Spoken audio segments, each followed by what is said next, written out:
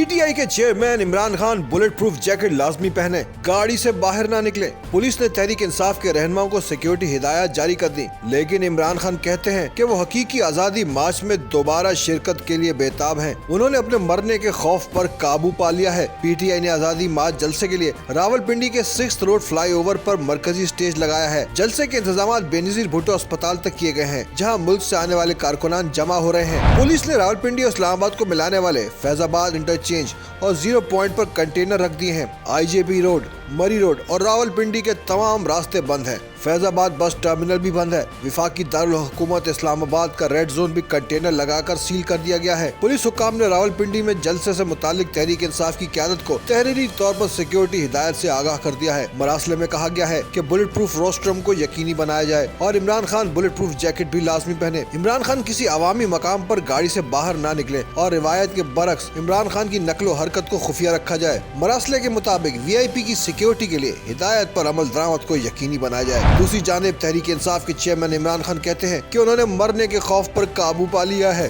गैर मुल्की जरीदे को इंटरव्यू में कहा कि वो जानते थे कि सियासत में आएंगे तो उनकी जान को खतरा होगा। इन धमकियों और वार्निंग्स के बावजूद वो दोबारा से लॉन्ग मार्च ज्वाइन करने के लिए बेताब है। उन्होंने ये भी कहा कि उनकी अहलिया को वजीराबाद पर हमले का TV चैनल से पता चला। पहले उनकी अहलिया को लगा कि उनके शौहर इमरान खान ठीक हैं। अहलिया को अंदाजा नहीं था कि उनको 3 गोलियां लगी हैं। PTI के ट्विटर अकाउंट पर एक पैगाम में इमरान खान ने कहा कि उनकी जिंदगी को खतरात है और जख्मी होने के बावजूद कौम के लिए रावलपिंडी जा रहे हैं। इमरान खान 3 नवंबर को PTI के लॉन्ग मार्च के दौरान वजीराबाद में कातलाना हमले में जख्मी हो गए थे।